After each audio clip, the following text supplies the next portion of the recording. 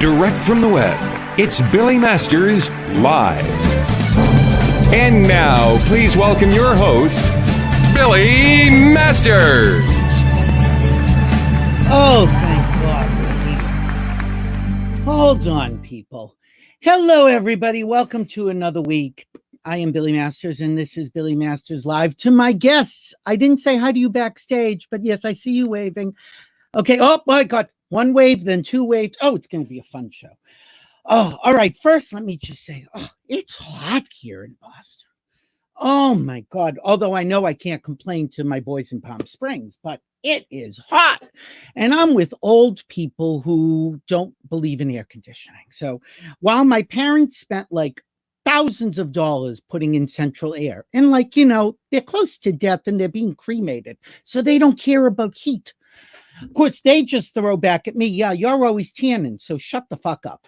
Anyway, all right, so I am here. We've had technical issues. Yes, the wired headphones are back today because technology is not our friend during the quarantine.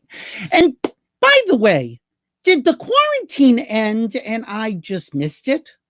Because this weekend, it seemed like a normal Memorial Day weekend. Everyone's out, they're riding bikes, they're playing in the streets, those bastard kids that I'm going to run down with my car.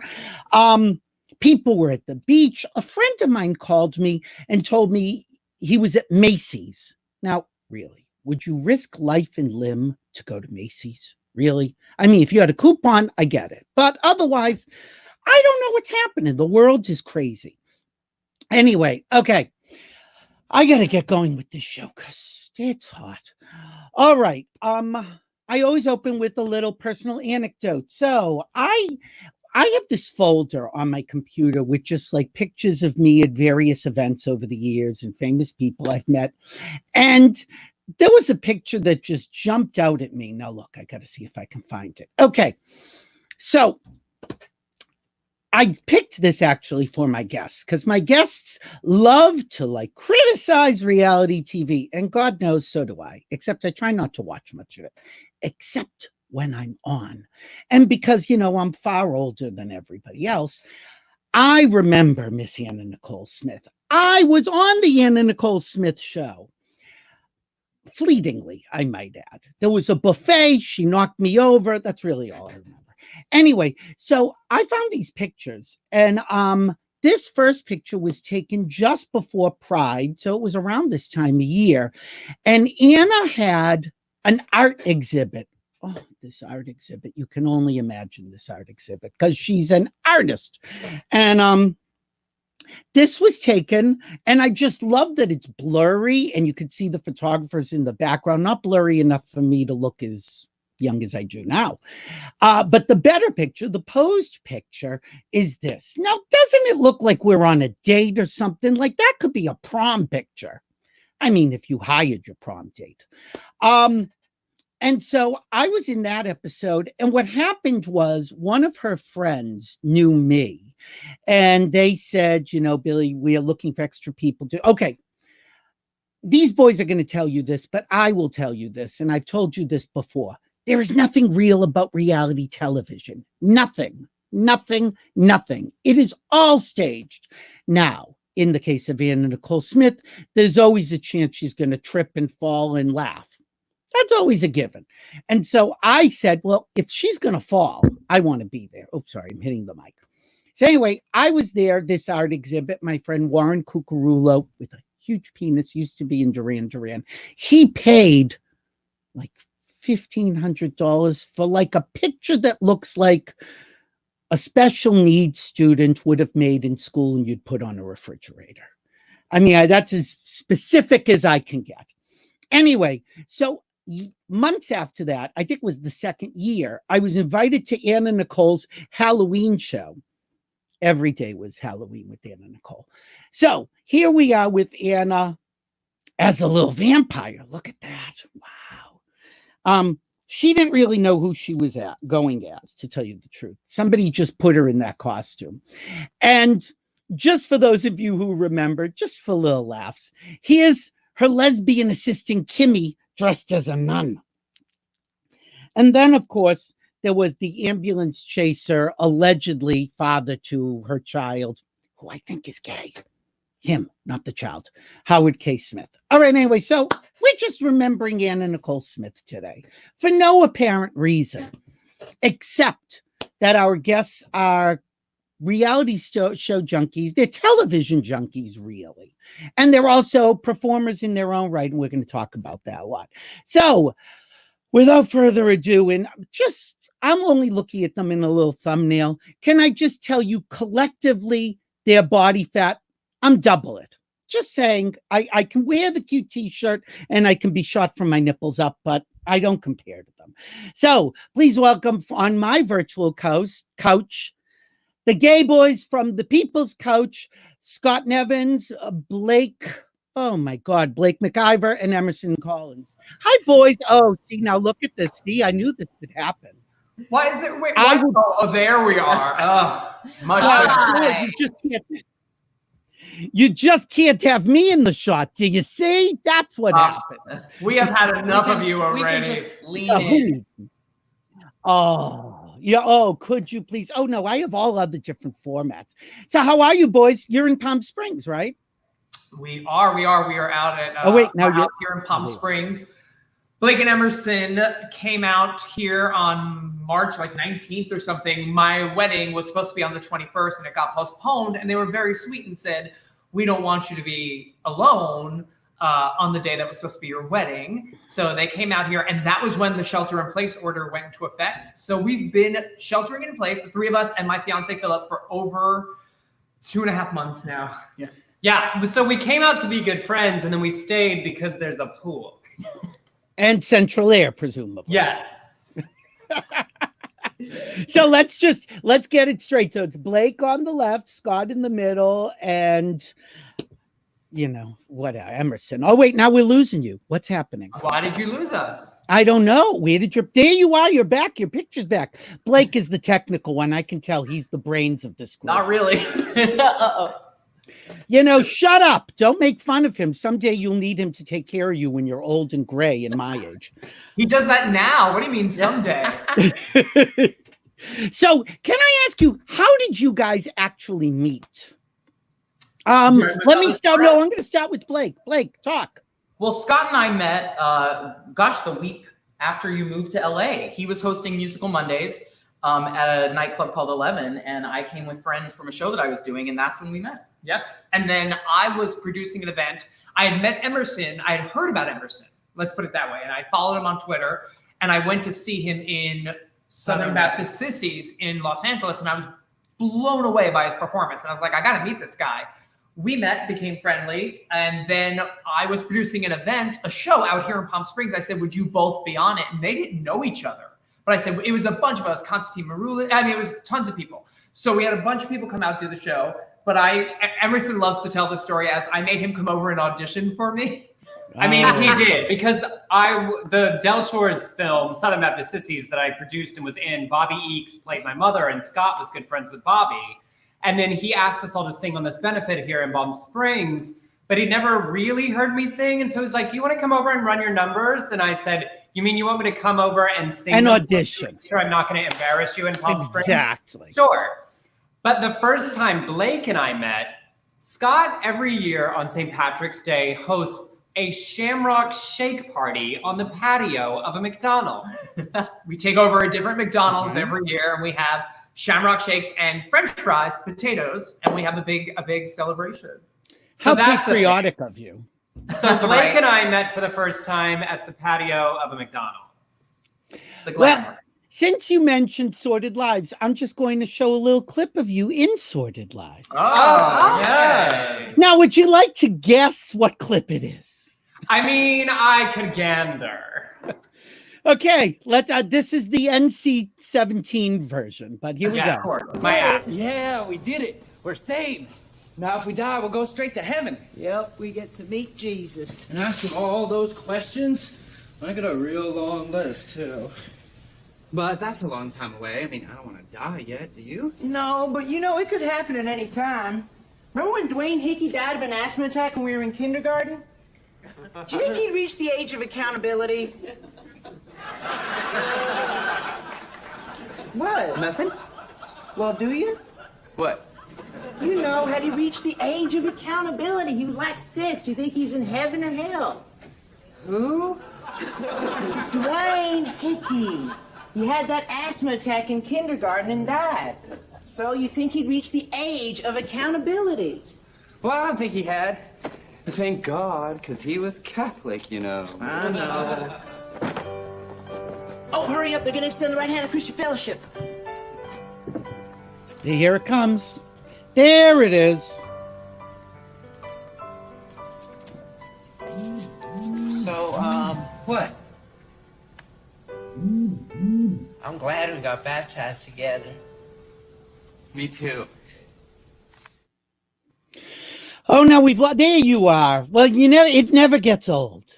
I mean, so yes, in that moment from Southern Baptist Sissies, the trauma for me personally is that Luke has this great bubbly ass that we just see for a really long time. And then we get to mine right at the end really quick because I don't really have an ass. I just sort of have a crack that suddenly appears at the bottom of my back.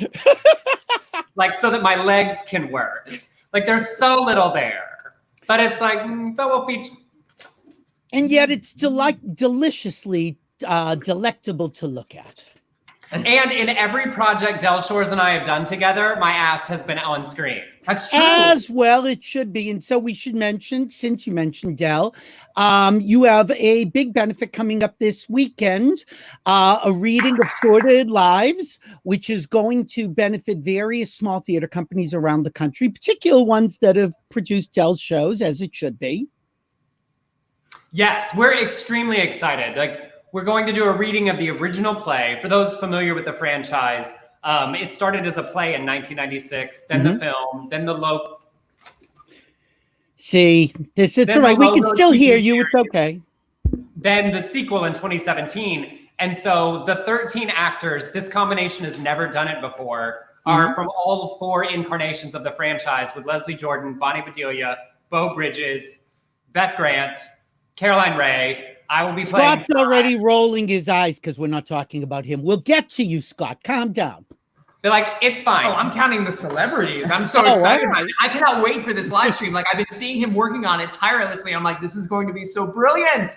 And it really is fun because we are all of the money will go to benefit 23 different nonprofit theaters. The foundation's not taking any of the money. We'll split it all. So a 3-hour live stream extravaganza, and we've got some fun appearances. Everyone that will be on the evening appeared in the franchise at some point. Alec And a Lava, message from Carson Olivia Presley. Newton-John. Olivia is doing a message for you.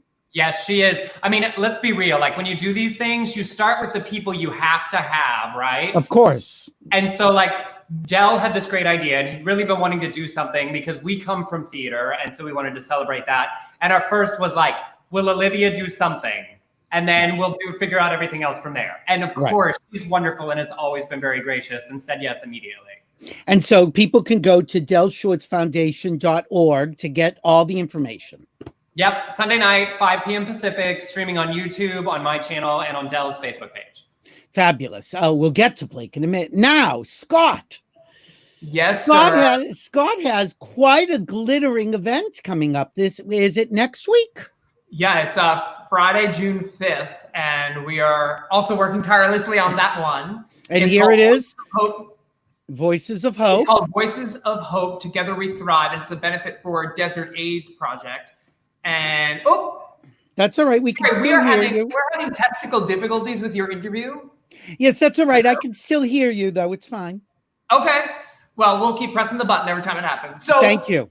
An amazing collection of artists who are gathering together to help raise money specifically for Desert AIDS Project COVID-19 Triage Center. You know, DAP, for those who don't know, out here in Palm Springs is like the organization and are so committed to helping everyone in the Coachella Valley. And they do testing and emergency work, dental practices. They have this whole campus.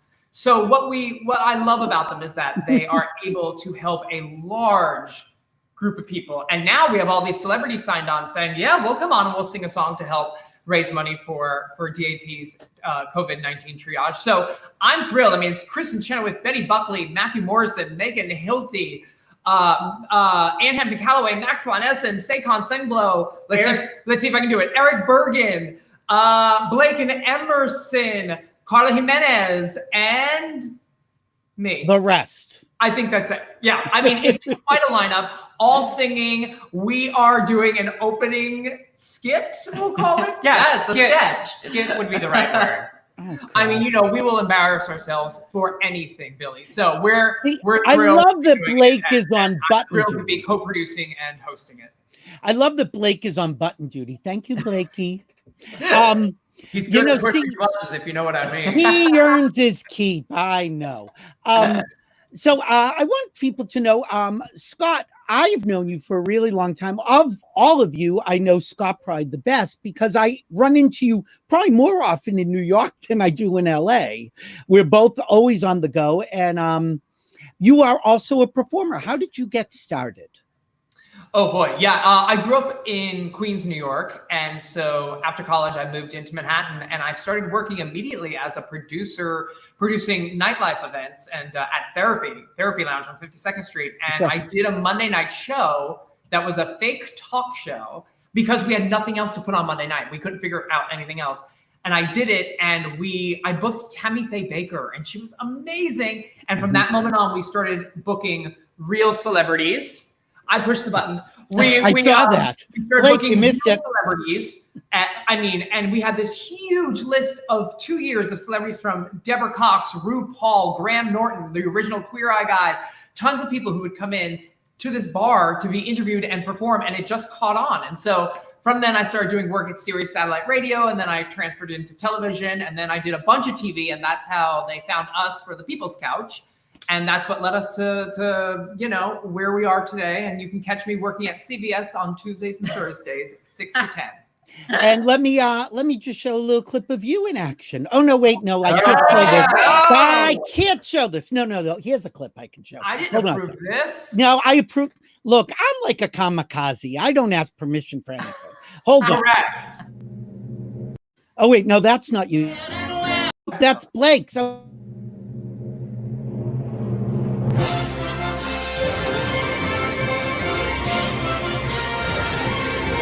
he's always naked. Oh wait, here he goes.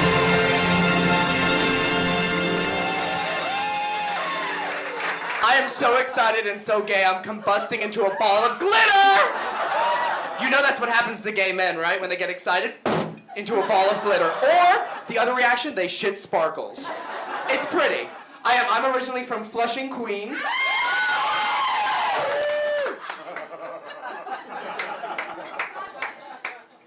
Yes, Flushing. Flushing is known for 4 things. The Mets. 1 applause, and they said I had crossover appeal. 4 things: the Mets, the U.S. Open, LaGuardia Airport, and Fran Drescher. Yes, thank you. I'm the other flashy girl from Flushing. Thank you so much. Oh, and you're following. From the vault. You're- I've never felt older. I look like I'm 12 in that video. Oh, you look like you're 12 now. And you're following in Fran's footsteps. Fran has already been on this show. So see, I'm having all the Flushing girls. Every Flushing go. queen. Exactly. When did you start doing stand-up? Did you decide just one day to just go for it, or? Yeah, had you no, been it was preparing? around 2006, which that clip is from my first ever performance. Oh, it's so long ago. It's 2006. That's a long time ago. No. My father had just passed away, and Ben Rimmelauer, who's a director and a performer himself, called me, and he was a good friend. He said, "You got to get on stage and do something. You have all these amazing stories that you tell when you're hosting these big, splashy events. Why don't you put that all into one show?" And I said, "Oh, I'm not in the mood." And he said, No, we'll do it one night, just do it. So I did that one night, and it was a big success. And they booked me for like 12 weeks afterwards, and then I took it on the road, and it became my act. I still pull jokes from it every now and then when I'm hosting things, and I love a live audience, so it was one of my favorite things to do ever. And the other favorite thing would be taking your shirt off. Yes, No, please. I am, it's so funny. I am like the original like body dysmorphia guy. So that was Ben's idea, and I fought him on it until that moment. I was backstage being like, I don't want to do that. He's like, no, it'll be funny. It'll be funny. I was like, I don't see where it's funny. But apparently people liked it. It sold tickets. So yeah, I think people liked it. I don't know how funny it is. I mean, it's not a laugh riot. Yeah. I mean, I take my share if it's a little bit more of a laugh. You all may be a guffaw. Now, Blake, speaking of taking clothes off, Blake, get that button, will you, honey? I got it. Okay, thank you. Now, speaking of taking clothes off, Blake, you've had an interesting trajectory in your career. Sure. Started off as a cute little kid on TV to then the whore of West Hollywood.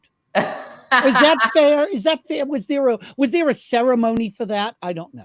Not so much a ceremony. I was the great tease. I was more the Gypsy Rose Lee of West Hollywood. All right. I will give you that. No follow through. It was all talk and no follow through.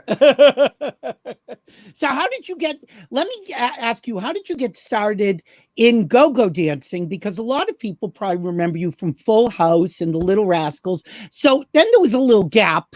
I mean, smaller than Emerson's little crack, but little gap. And then all of a sudden, boom, you're naked on a bar at Mickey's. I think. Well, it started as a bet, as a dare, with some of my friends that were out one Sunday fun day. And then I was working on my album at the time, and I was in the studio all day long and writing music, and my voice was getting so tired, and I couldn't work at night and do shows at night.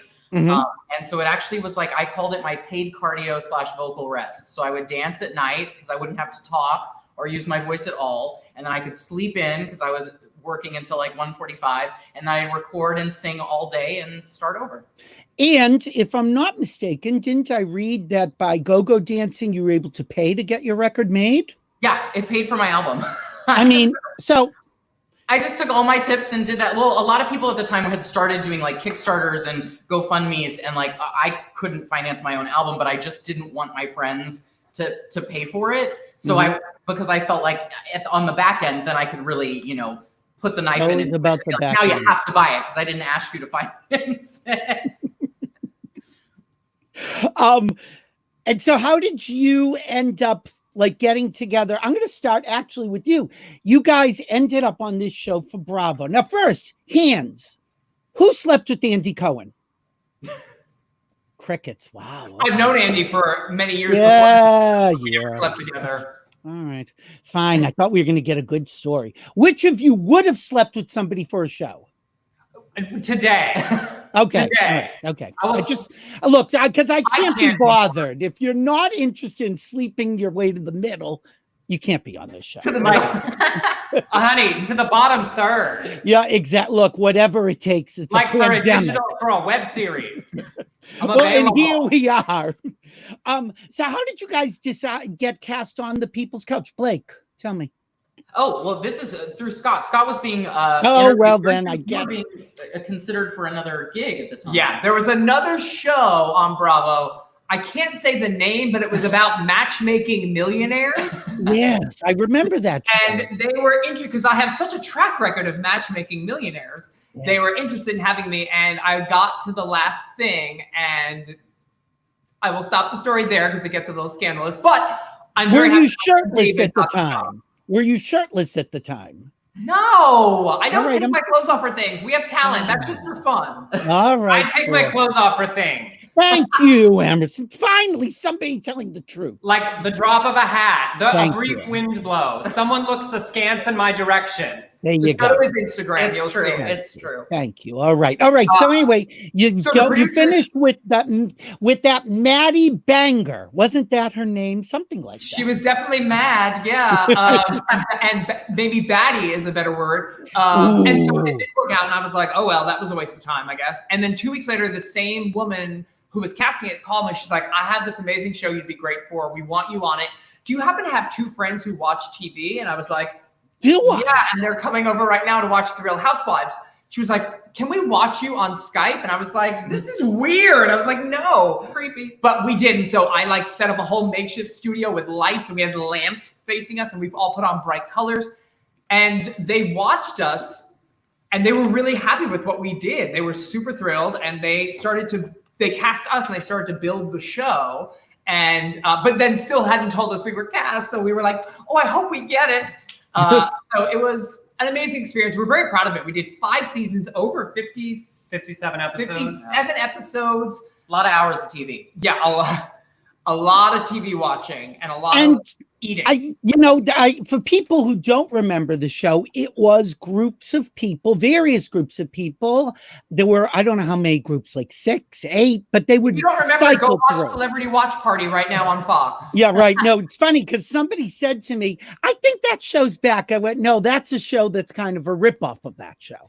It's all right. So we will end all the rumors. It is actually the same exact production company, the same exact owners. They just took it from Bravo and put in real celebrities instead of real people like us. So it is not the People's Couch. It's like Celebrity Couch. Yes, we were sub-celebrities, and these are celebrities. Yeah, I don't know about that. Did you enjoy doing the show? What was the best part of doing the show? In all honesty, the best, because like really, when it started, Scott was like, I have this idea, and I was like, I'm available, and Blake was like, sure, but also this could be the worst thing ever. Because who wants to watch people watch television? Because that seems absurd, and also the end of entertainment as actual actors and entertainers. But I'm available for any job. And so then the show started, and there early was like, nobody wants to watch that, but it turned very quickly. And I will say that actually my favorite thing was that as we traveled, because weirdly, while I was releasing A Very Sort of Wedding, I went to 45 cities in 6 months while the show was airing. And at airports everywhere, people would stop, very like reasonable people would stop and say, I don't want to waste your time. I just want to tell you how much we love the People's Couch. It's so fun. So it was rewarding to find out that like smart people and, not bonkers weirdos enjoyed it, because they do watch television like that. You do sit and talk shit with your friends. And so that's how it works. Blake, what was the worst part of the show for you? When I would run out of wine, the Pinot Grigio budget was very limited, which you would think at Bravo it wouldn't have been. They could have sent me over some Ramona, but You would have never drank Ramona wine. I would hope not, because then we would have something to talk about. Totally. Will. Did the visibility, and again, bearing in mind visibility and Bravo, you don't usually put together, but did the visibility help you in your solo project, Scott? It's interesting. I had a large following from hosting and comedy and my tours. And then I had this other large following from the People's Couch, and they didn't intersect a lot. It was the one thing we found. They didn't intersect. And also, and I'm sure you've had people talk about this, if you're a gay man doing something either on stage or on TV, you're probably not going to have the support of other gay men. Granted, there were examples that negate that, and we had some great gay fans, but really it was a lot of women, a lot of really fun, like housewives, fun boozy ladies loved us. But no, I didn't see a cross between the two. I can only speak for me, but that I didn't feel like they intersected, but it definitely was exposure in the sense of going to airports. And I got stopped in London by people who watched the show because they started showing it there. And I was there with my fiance on a trip, and they were like, oh, you're the gay guy from the People's Couch. I was like, that does not narrow it down. It's funny. We've had a lot of performers on this show, people who perform in Provincetown, people who perform on Broadway, cabarets. And the one thing, I hate to say this because it's generalizing, but the one thing we've all kind of said, I can't even believe I'm going to say this. Gay men are the worst audience for other gay men.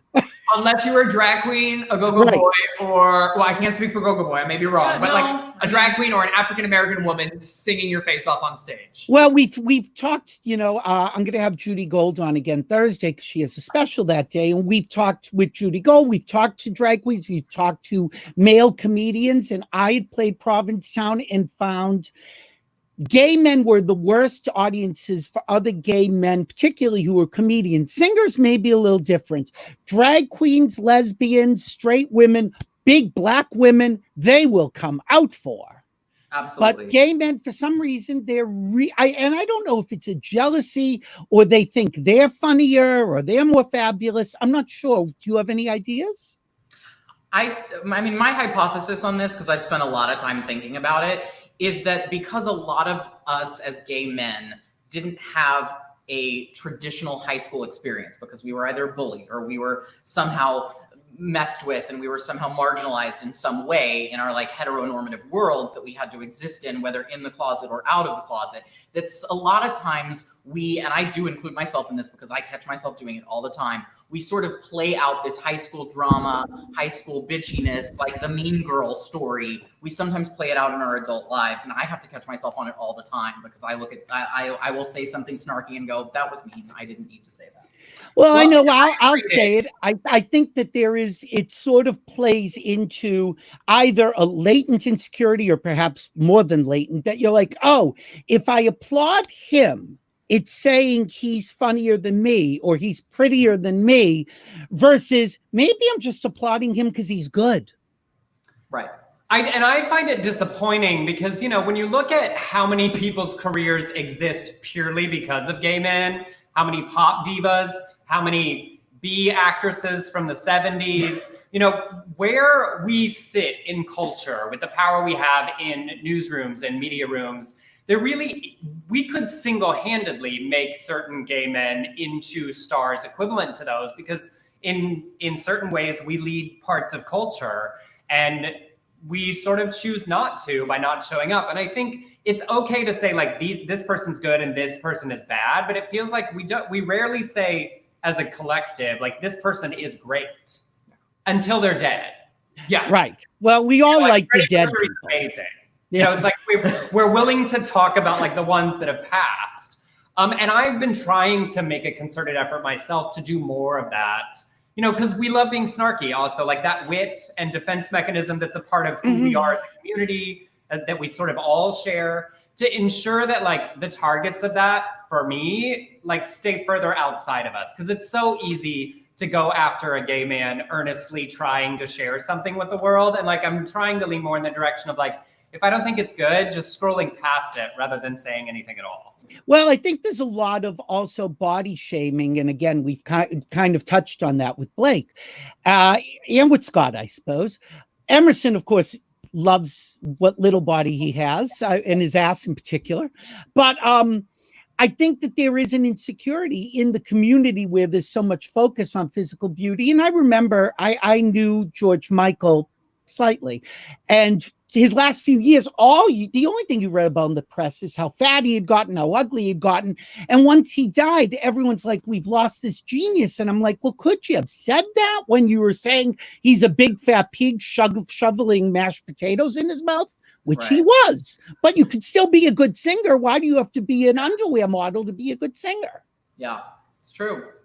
I mean, and also, look, let's be real honest. Like, sitting here as three people who benefit from the sort of Western beauty standard archetypes, there's not as much room for us to like dive into the depths of that. But I think sometimes we also line up with like, you need to meet the beauty standard and the humor standard and the talent standard. And so like the community is looking for like the perfect unicorn who's also humble and gracious and doesn't focus on how hot their body is while we, you know, like we've created this singular gay man that's perfect as an activist and an entertainer and beautiful, but also like isn't stressed on it. Like no one's going to meet the standard that it would take for the community to say, that's someone we can say is great.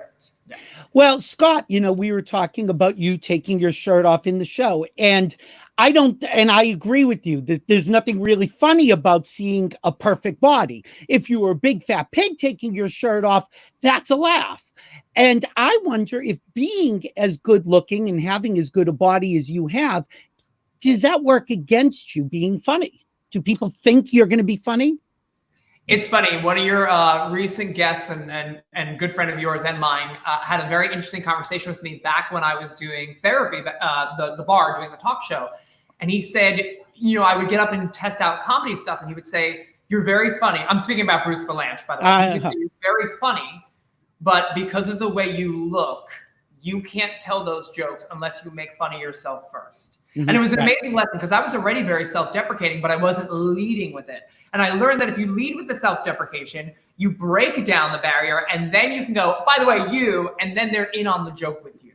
And it's actually served me well, not only professionally, but in life, being able to make people comfortable. But I also think, like you said, if someone's big and they take their shirt off, it's funny. I don't like, that's beautiful too. Like that's who people are. That's their body. And if you want to do that. Now, if you're in charge of your body, you're like, I want you to laugh because I'm doing something. That's great. I think it's all about comfort levels. I was a heavy kid. So like I'm never with my body. No matter how much I work out, in my head is that voice still saying, you're fat.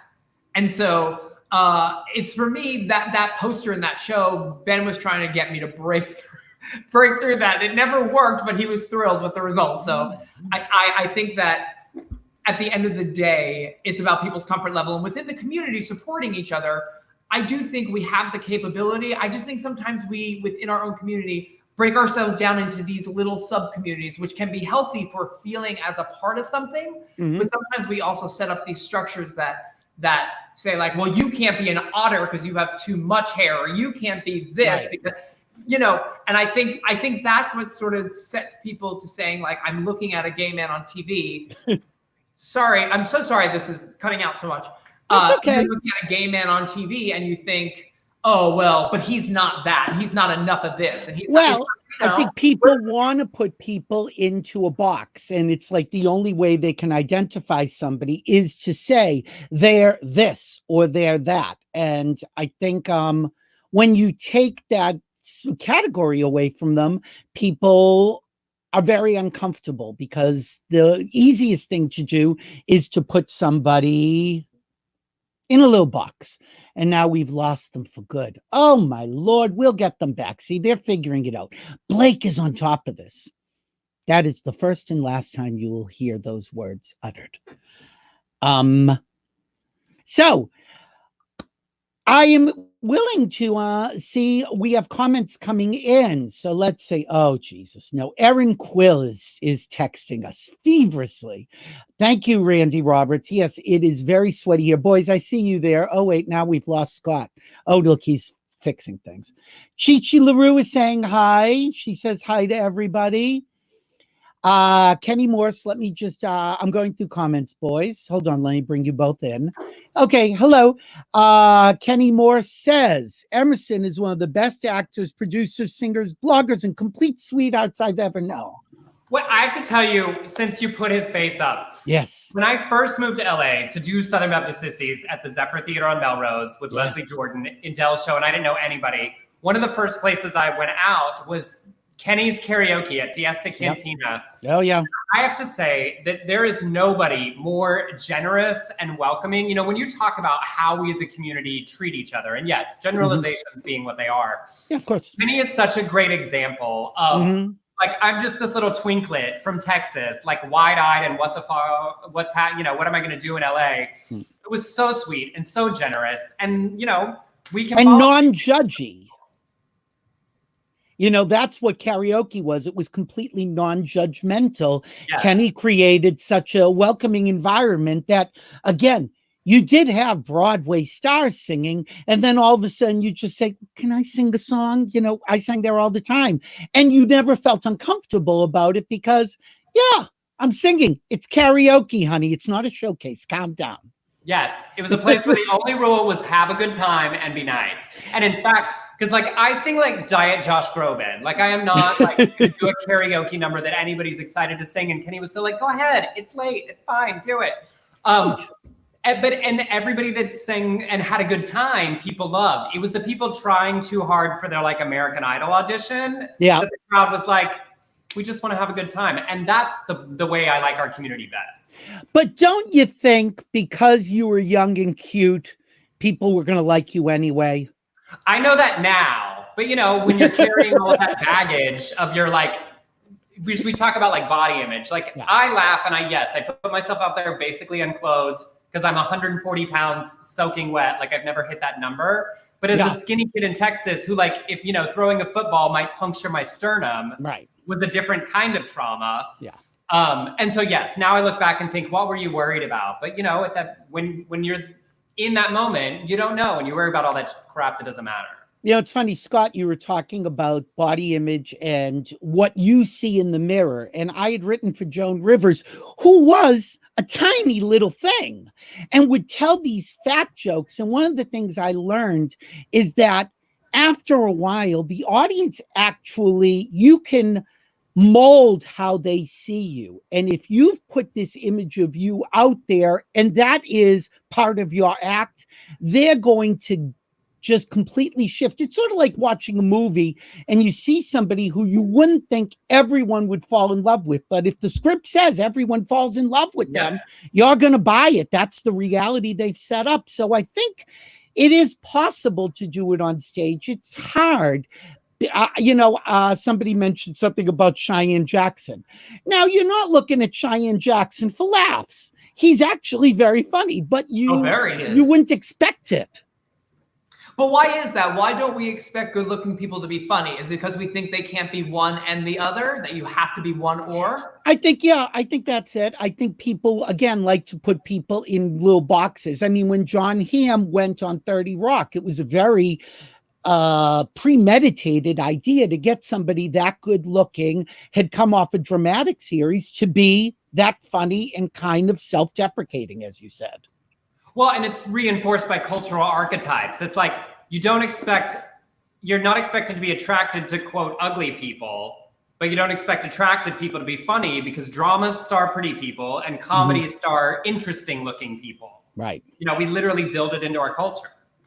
Now, Blake, you're a singer as well. And I know people will know you as an actor and as a go-go boy, but you actually have done a lot of singing and you have a really lovely voice. When did that start? Well, singing was actually my entry point into show business. I won Star Search in 1991.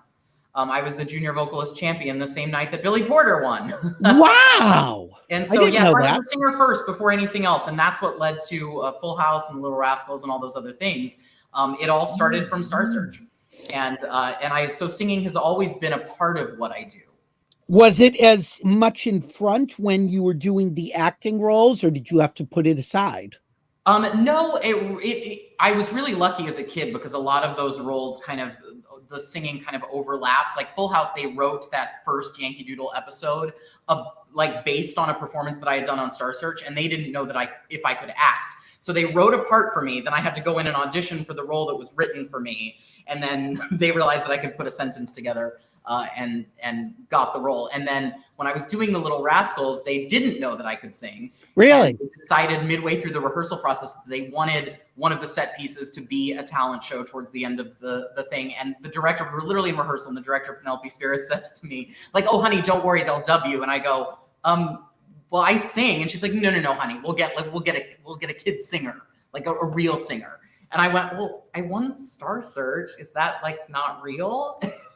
I had no shame. I had no shame and no filter. And she was like, no, you're not going to know the song. It's L.O.V. It's an old Nat King Cole song. And I start singing, L is for the way. And she's like dialing the producers, like, sing it through the phone. So that's how that happened. Showbiz. Did we lose him? Oh, no. Well, now it's our show. Let's talk about Billy. Did we just take over the show? Yes. So Billy's not here, so now we get to be in. Broke the... No, that was a good start. I just muted your mic for a second. Can you hear me now? Yeah, we can. You're back. We were so devastated you left, and we said we can't go on with this. Oh, I know. It just would be so hard. So since we're talking about Blake singing, we do have a clip. So Blake, we should just say, Blake, you have a show coming up this weekend. Tell people about it. I do. The night after Scott's Voices of Hope on June 6th, Saturday night at 6:30 Pacific, I am doing on Stage It a live stream, the very first live stream of my show, Blake Sings Barber, the concert. And here's a picture of it. Oh, wait. Yes. Yeah, there's that. There we are. Look, we just cut Scott right out of this show. That's fine. No. I am all about promoting. Promote this. This show I put together in 2016, and I've been doing it across the country since. It is a labor of love. I have loved doing this show. I've been obsessed with the 1994 comeback concert of Barbra Streisand since I first watched it on HBO as a kid. And I had a very interesting 1994 myself, because that was the second season that I was on of Full House and filming of Little Rascals, and my house collapsed in the Northridge earthquake. Oh, really? So it was a very dynamic year, and that was the year that Barbara brought us this great gift. And so I tell stories about my life, and She was thinking of you, Blake, when she did her show, and walk you through the '94 concert. So let me just show a little clip of you in action. Oh God, who knows what this could be? Oh boy. I know. All right, hold on. No, I think it's actually it says oral. So let's see. Who knows? Oh God. One gunshot, and bam! It's color,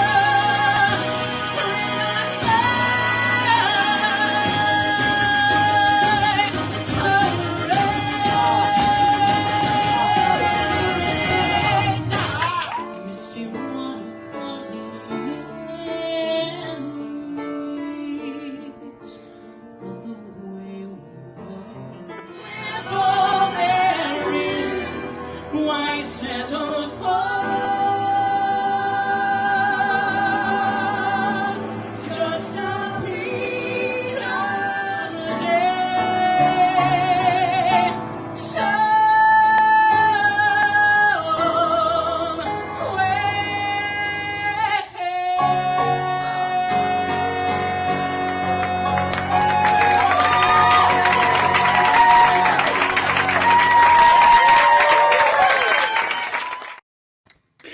Thunderous applause. It's like being at Barbara's backyard. It's what it's like. Almost. Almost. Only in Scott's living room. It's the same thing. Right? Same For a thing. much- I see a lot of Less ticket price. I see a lot of white furniture, so it's fine. Is he going to do it there at your place? Yes, we're actually going to do it live right here. We've got a screen back here. The whole setup. We've got lights. It's going to be quite the show. And so again, I've got the link up there. Quarantine Studios. We pull it all off here. We do weekly. We are all doing weekly shows, live Isn't it streams. I mean, it's nonstop. You know, that's the funny thing is that I think that this situation has really brought people, you know, the people who are victims and boo-hoo, poor me, it's exacerbated that in them. And the people who are go-getters and producers and like, okay, what do I do now? It's really stepped up everybody's game. I mean, Yeah. I certainly didn't plan on doing this, but here I am. And so I that's what I love about you guys. And, you know, all of you using the technology for your own platform. I think that's great.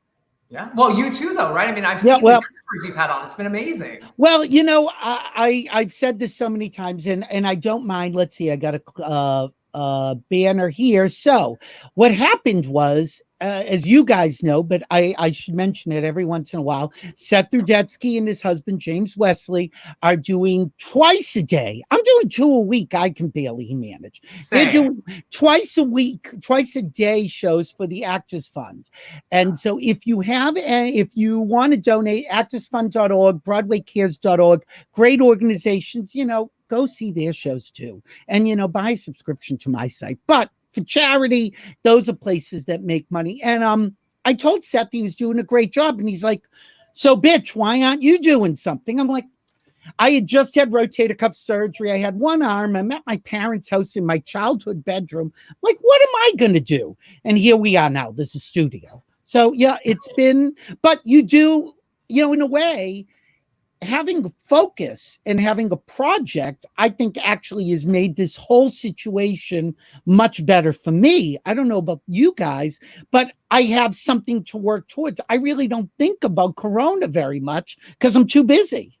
Right. Yeah. When we started this live stream, we sort of answered the question everybody kept saying for years, why don't you three do like a YouTube version of, or Facebook Live version of People's Couch? We're like, because there's no check.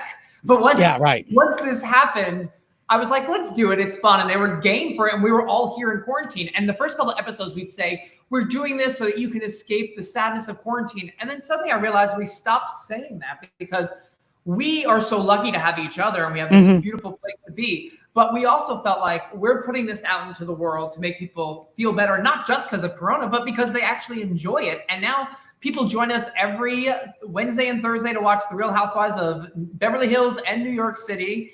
They send us Venmo tips, which we enjoy very much. We buy more snacks. That's why I do it. Yeah. And the really fun thing is we get to do something we've never got to do on the People's Couch. We get to interact with them. On commercial breaks, we talk to everybody in the comment section, and that makes it so much more interactive and fun for us and for them. And it's also the behind the scenes look at the People's Couch, because that show is brilliant at taking 8 hours of us a day watching movies and TV shows and getting it down to 30 seconds of really funny. Now people are seeing that we sit there and we spend most of the time eating and making comments that would never be allowed on terrestrial TV because we would get bleeped. But people seem to love it. So, every Wednesday and Thursday, we are doing it live with the East Coast feed, by the way. We're very fancy. Oh, well, again, press that button, Blake. Thank you. I got it. If we could just keep Blake on all fours, all of our lives would be better. Push the button. No, I want Blake on a stage in a spotlight. I want Emerson in a spotlight, and I'll be counting the money backstage. That's it. You're probably smart, and I'll be eating at the bar. It's fine. Yes, I'll join you. Well, since we've talked a lot about reality TV, and I showed this clip, I don't know, a week ago, 2 weeks ago, but I had been on The Real Housewives of Atlanta. So, and I like telling the story because, and not to necessarily shame anyone, but just so people know that these shows are produced. So what happened was Kim Zolciak, who now has some other name, and Candy were coming to Jeffrey Sanker's white party, and Kim was going to perform. And so a producer came up to me. I was greeting people on the white carpet and, whatever, being me. And somebody said, Kim Zolciak had dated Tracy Young, DJ, and also a woman. And this was like big scandalous thing. And it had been in one interview, but they were trying to figure out a way to get it into the show. And they could never get her to say anything about it. So they go to the big queen with the microphone and say, look, if you can get her to say something about this, you could be a regular. P.S. One episode, goodbye. Anyway, So I'm going to show the clip so that you can see how that conversation ended up taking place. And since you guys are the perfect people to judge what happened, you can see how it all transpired. Here's the magic that is The Real Housewives of Atlanta.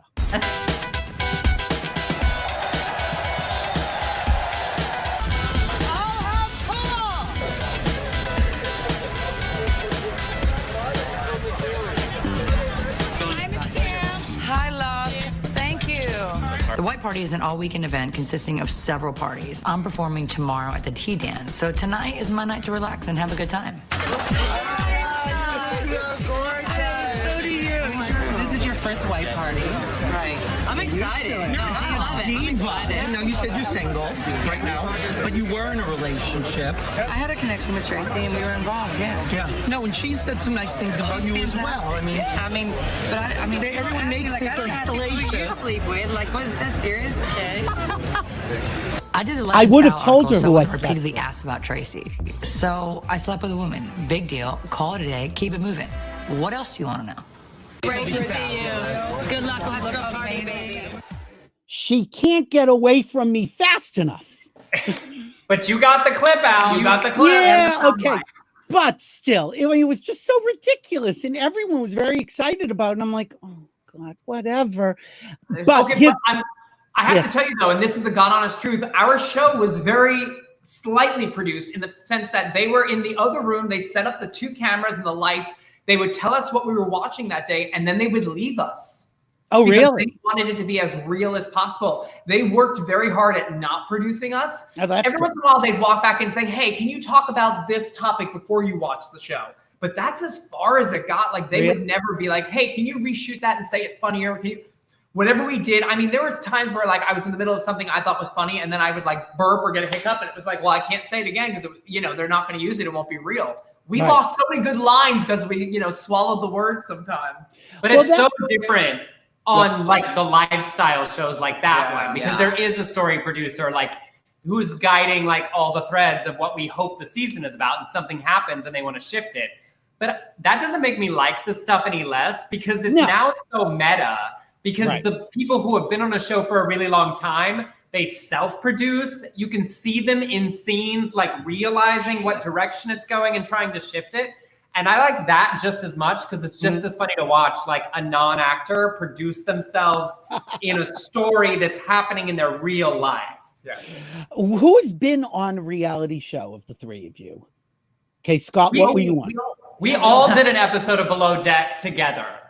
Well, oh my God. And now how did that, well, I know how that came about, but how did that all come about? No, it really didn't because of, like, we were on a podcast of Dr. Drew's wife, Susan Pinsky. She does a whole podcast with mediums. And one of the mediums on our episode was Rebecca Fearing, who had been on an episode of The Real Housewives of Beverly Hills.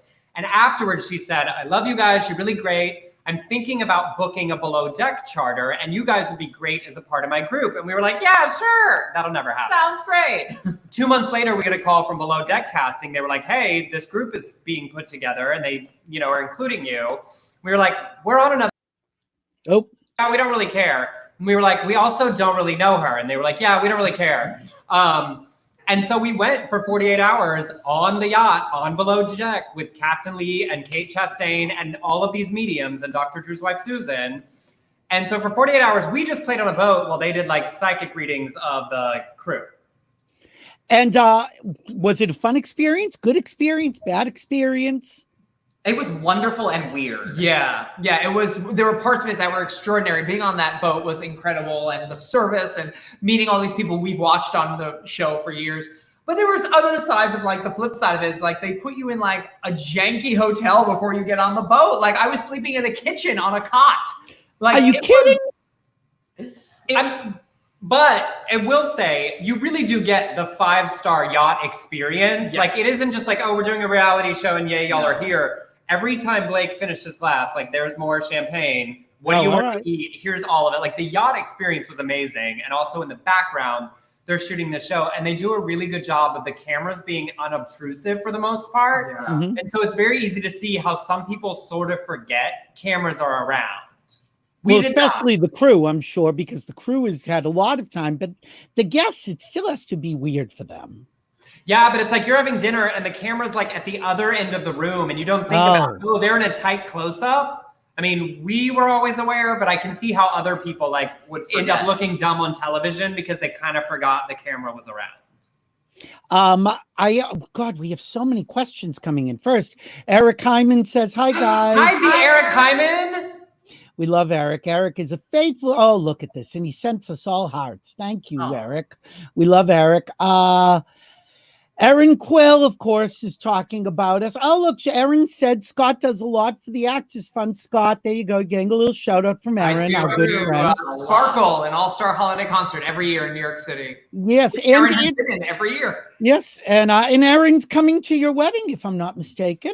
She is. We just had to postpone it again because of the virus. So hopefully March 2021, and we'll have a new president. It'll be great. It'll be a great time. And let me just show a picture of you and your fiance. Oh. Now that is the current fiance, correct? The only one. Yeah, Thank you very much. All right, just making sure, because you never know. When you get the best, you don't step down. Well, certainly, no. First off, he is a keeper. I can just say just from that.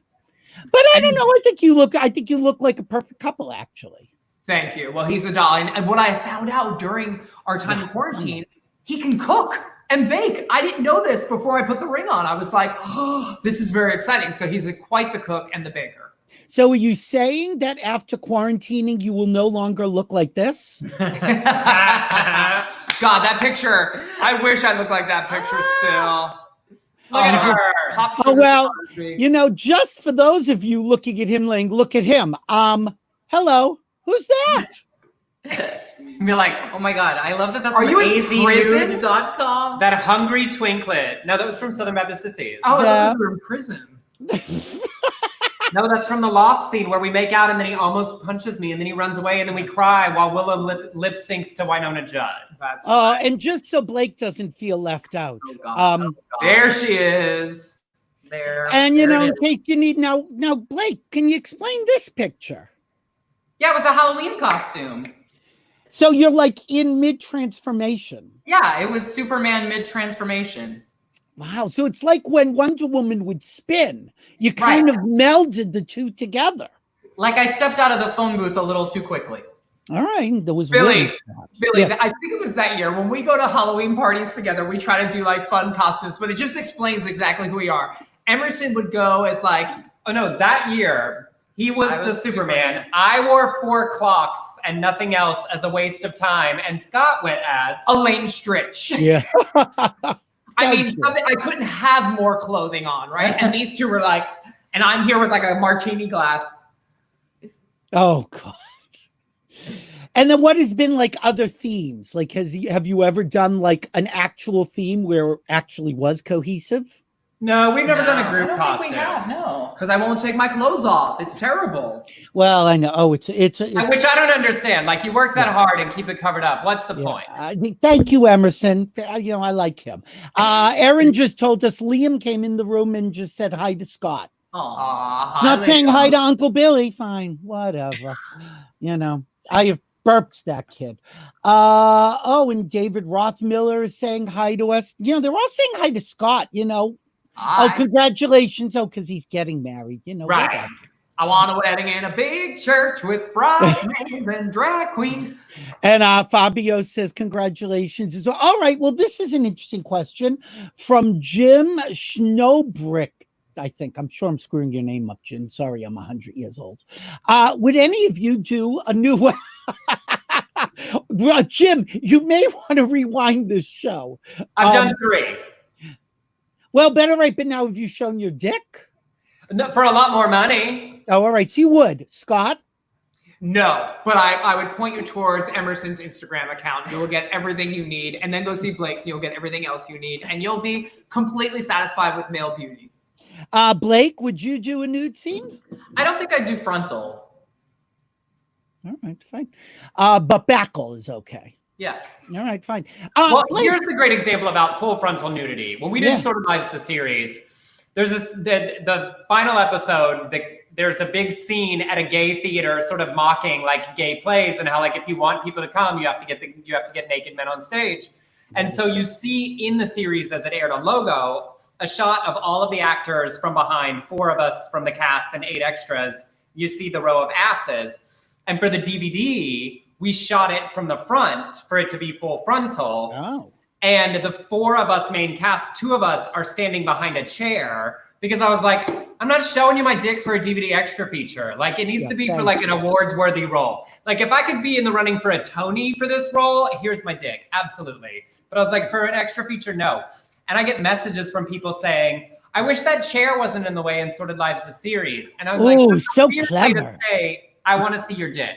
You know, like it's like no matter how much you do, there's always somebody who like asks the question that's like, come on.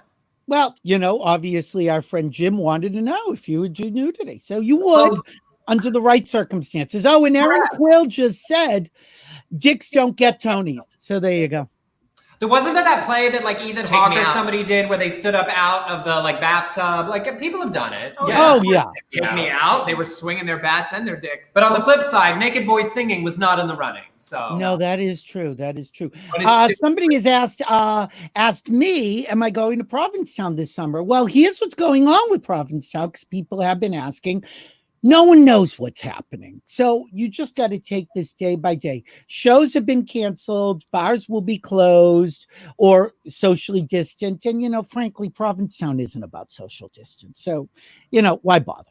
But I probably will be doing things with Provincetown. And I guess we all have to just sort of play this by ear and be safe. What are your plans for the upcoming future? Are you just in this house?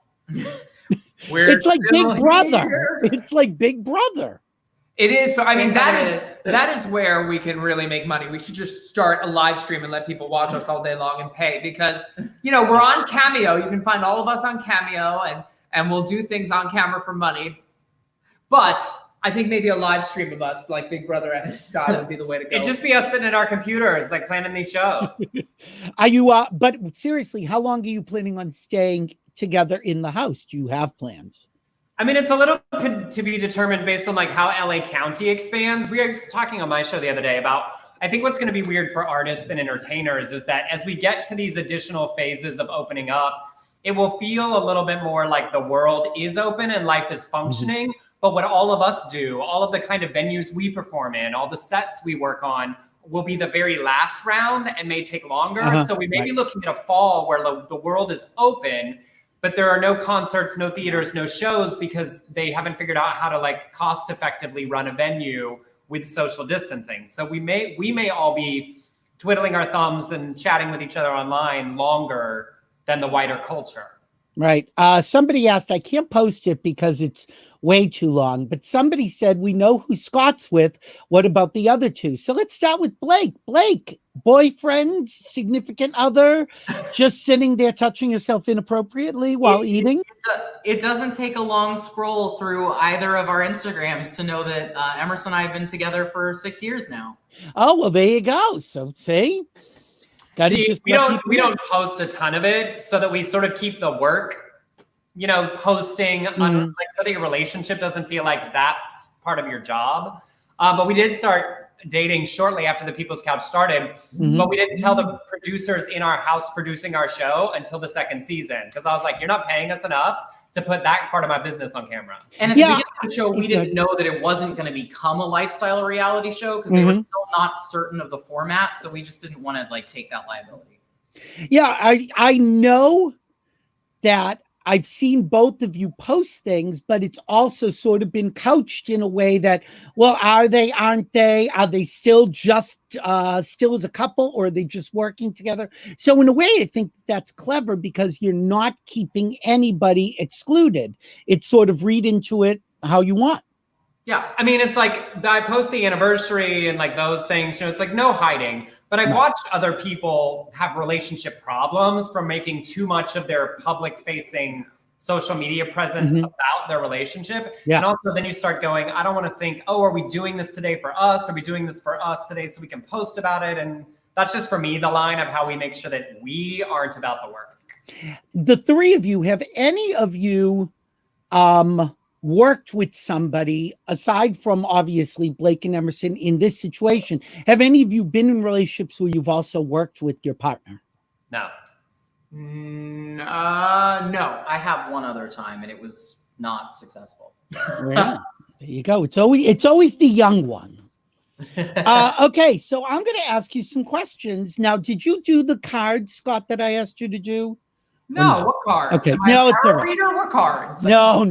Okay, well, we can do this without cards, except I need better lighting. Oh, thank God, there it is. Okay, so just a question. I'm going to ask question and tell me which of you would be the answer to this. Who takes the longest to get ready? Me. Scott. Okay. Who takes the longest time on their hair?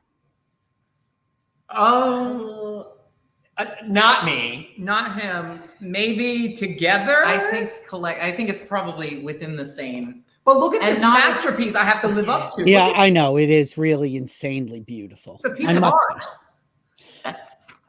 Okay, now, if you were to say, each of you, I'm going to go down the aisle, who do you think has had the most sex?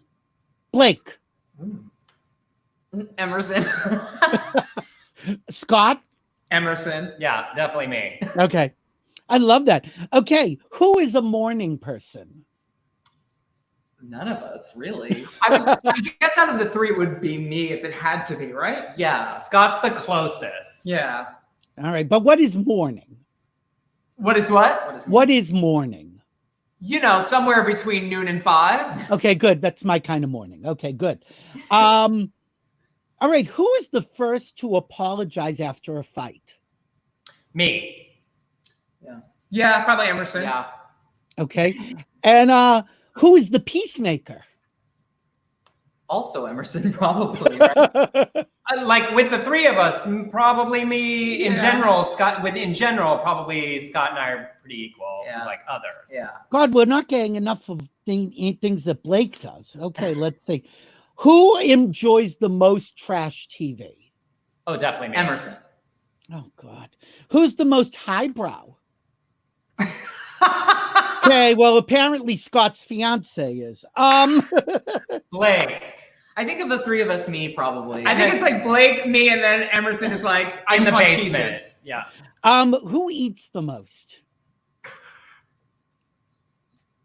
You can say it. I eat the most. Yeah, probably. And who eats the most? Who eats the most unhealthy food? Me. Emerson. Emerson. All right. And lastly, and I kind of know the answer to this. Who has been nude in public the most? Oh, definitely me. Yeah. Yeah, because I've only like done a nude beach once. Yeah.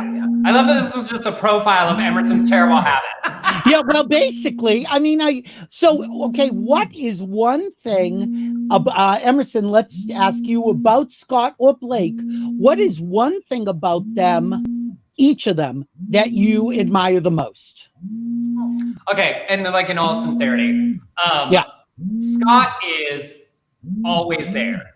Scott always shows up for people. Like if you needed a kidney, he's like, he'll get the Craigslist ad and find it for you. He's the one that will drive. All to right, the he's not airport. giving you his kidney, but he'll Not his, but he'll find you the match. All right, it's fine. And no matter what it is, as entertainers, and you definitely know this, when you have lots of entertainer friends, who shows up for your stuff after they ask you to promote their shit? Right. You remember that after a while. And no matter what it is, You no matter never forget. Scott always shows up. Okay. And about Blake? That one's so like delightful. I mean, it's funnier because it's like our relation, because we're in a relationship. That he has the biggest heart, that he loves so deeply.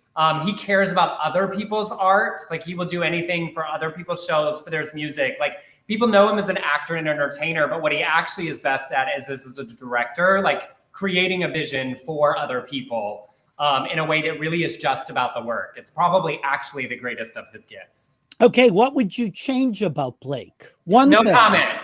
Okay, what would you change about Scott? That it took a little less time for him to get ready.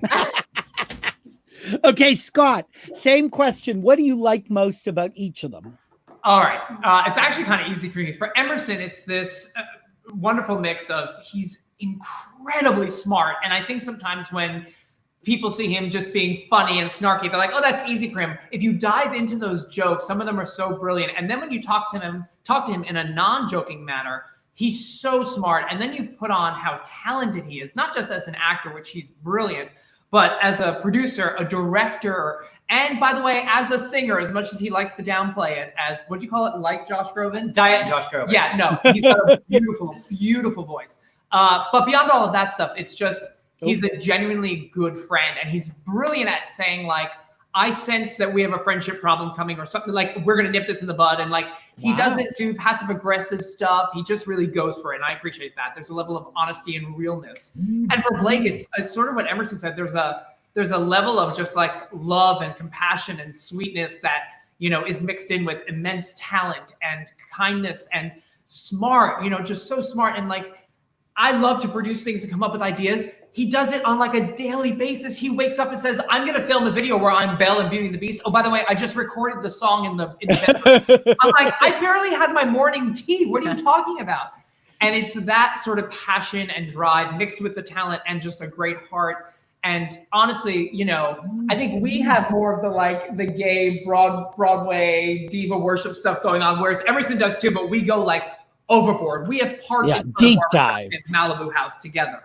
Yeah, well, you know what I mean? As well, you should. Like Emerson loves it, but it's like y'all are fucking crazy. Yeah, like it was a lot. We drove past the house on the way to the beach once, and I was like, "It's a gate. Why are we here? What are we doing here?" And I was like, "No, you don't understand. You can feel it."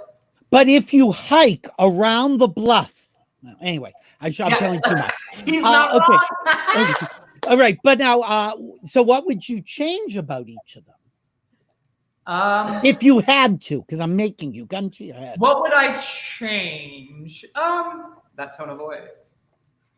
Yeah, Emerson can deliver things with a tone of voice he doesn't realize he has. I think he realizes it now. Yeah, no, but I mean, but that's the brilliant thing is that he realizes it and he tries not to. And for Blake, I would make him maybe less eager to work out with Barry's boot camp at 10:30 every morning and like stare at me until I come out there to join him. I will point out that to straight people watching this, if there are any, 10:30 does not sound early. That's true. But to work out, I mean, Yeah, I to know. be on the lawn and doing things with your body, oh God. Girl, to be conscious. Anyway, Blake, Correct. tell me one thing that you admire the most about each of them. Oh, well, to go off of what Emerson already said, because yes, Scott has been showing up for me since we met, since we became friends. He booked me on a show like 2 weeks after we met. He didn't even know me. Took a chance on me immediately as a producer. But even beyond that, it's a generosity of spirit that Scott has. Like right in the middle of me recording my album, my laptop crashed, and Scott had a laptop that he wasn't using anymore and like drove it to my apartment and said, here, transfer the files now while you still have them. Like, so literally, I mean, that kind of generosity goes so deep. And I mean, we're living proof right now. We're literally in his space, in his home with his fiance, and he's still like game for like, yes, let's do this, let's do that, let's produce this live stream, let's do this. I mean, that kind of friend is so unbelievably rare. Then you add that kind of friend in show business in Hollywood and New York, like it's in a gay man.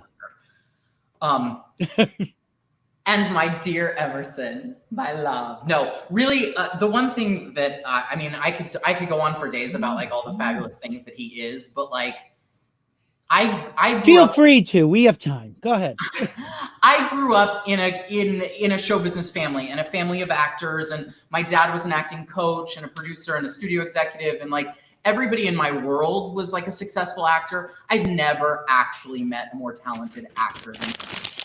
It is absolutely jaw-dropping, and it's something that my dad agrees with, my mom agrees with, like even my family that is like the harshest critics in the world, like it's jaw-dropping, like truly jaw-dropping. But also, we'll fuck for parts. Yeah, thank you. All right, at least somebody tells the truth.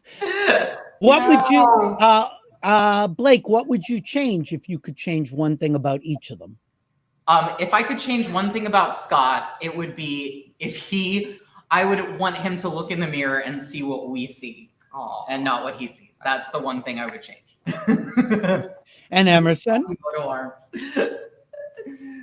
And Emerson? Blake? I wish he saw what I see. If I could change one thing about Emerson, it would just be to be able to enjoy like just little moments more, like to just be able to just relax a little bit more. He's so unbelievably hyper-focused, which is what makes him so great. But sometimes I'm like, chill out. Let's just have a margarita. Oh, and can I ask you, Blake, were you ever approached to be on Fuller House or any connection with that? So funny enough, I wasn't even going to talk about this, but well, I'm so glad you brought it up. The second half of the final season of Fuller House drops on June 2nd, and I have a very fun surprise cameo in the final episode. They got me in right away. Wow. Was that fun to revisit that character? It was very fun. It was oddly emotional, which I was not prepared for. The set of Fuller House was set up on the exact same soundstage where we finished the last 2 seasons of Full House. Mm-hmm. And literally the floor plan print was the same. I was in the same dressing room that I used to have as a child. Like it was, I was not ready for the Norma Desmond. Like, I don't know. Hawkeye. It was really fun. It was really fun. It's like a 12-second moment, but it was a blast to do. Did any of those little bitchy Olsen girls come around or no? No, they didn't. Do you keep any of them in your cell phone? Either of them? No, they're not. Okay. We kept in touch all the way up through college. Hope we've lost them again. They'll be back. Hold on, they're coming back. There they are. They're almost back. They're almost back. Let's see. Oh my God, we've got more comments. Oh my God, Bob Ebert says Emerson is adorable. That's all. All right, there you go. Battery exhausted. Oh my God, I think we've lost them. The battery is exhausted. I'm exhausted. Just hearing it. Look, they're trying to plug in. I love that. Okay, while we are waiting to finish up the show, let me remind you, hi boys, we're just finishing up, but that's okay. Oh, we have no audio. Do we have audio? We do not. Let's see if I take you out of the feed and take you into the feed. Do we have audio? Test, Hello. test. Here you Hello. are. Okay, good. Good. Great. Okay, we're just going to finish up. We're in the home stretch, 5 minutes. Okay, last question. Most famous person in your cell phone. Emerson, go. But at this moment today, Leslie Jordan. All right. Scott, Nevins. Oh God, I don't want to. A lot of them, a lot of fantastically talented people. No, drop a name. You know that Chenoweth is performing. Is she in your cell phone? Maybe. Oh, for fuck's sake. All right. Blake. It's funny because like I have some famous people in my phone, but the one that matters the most to me, the one that I brag about is that Brian Stokes Mitchell is in my phone. That's a good one. All right. Let us remind people, Sorted Lives this weekend. Now let's see. There's the image and the banner is here. So go to DelShoresFoundation.org for Sorted Lives. Okay. Then we've got Desert AIDS Project, which is this one. Voices of Hope, Together We Thrive. Scott Nevins is hosting. And then, of course, we've got Blake doing Barbara, and there is a thing. Where the hell are you? Okay, right there. And then State.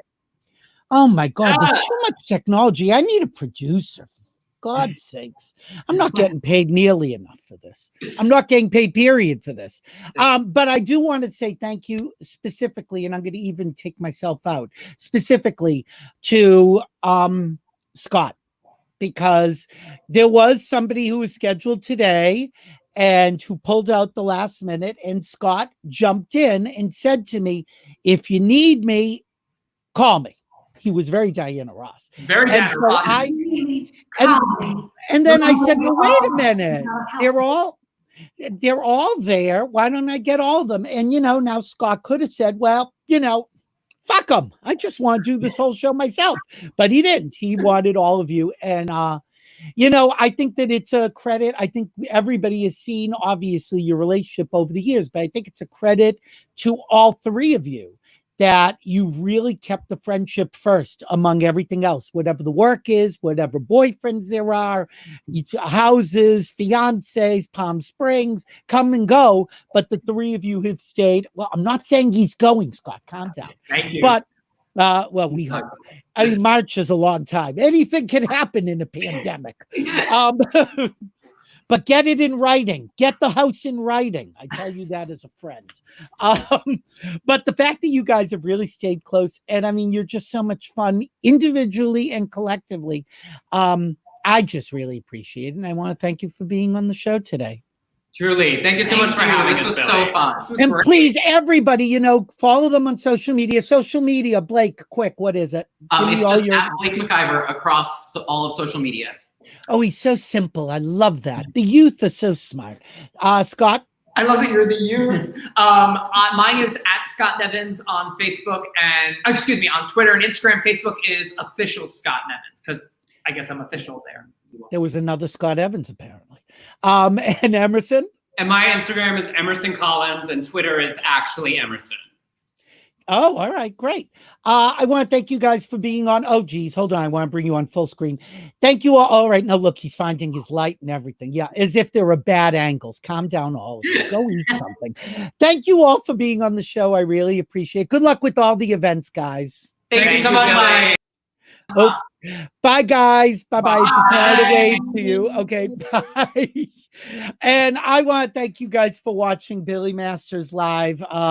It was a little bit hectic today. We're coming into hot weather, and unless these parents are going to start turning on the AC, I'm going to be sweating all summer long. So thank you for watching. Thursday, I just got an email. I can't tell you who it is, but it's going to be exciting. But I will say we have two guests, and one of them is Judy Gold, comedian extraordinaire. She is going to be here promoting her special, which is on that night. And there will be somebody else to be announced. So thank you all for watching. And remember, if we're here, we're live.